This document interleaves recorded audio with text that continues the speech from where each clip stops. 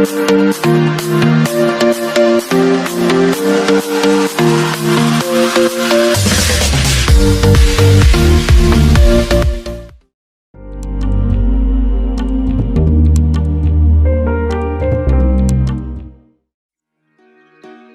everyone.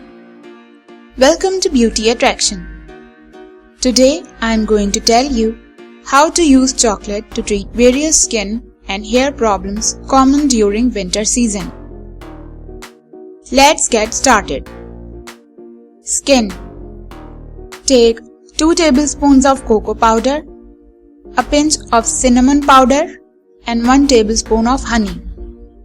Mix everything together to make a paste and add some water to adjust the consistency if required. Apply this paste on the face and leave it on for about 20 minutes and then wash it off. Repeat this once or twice a week. Hair.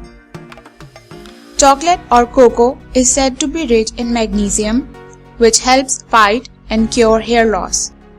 If you have dandruff or any other scalp problem, chocolate is also said to treat the same.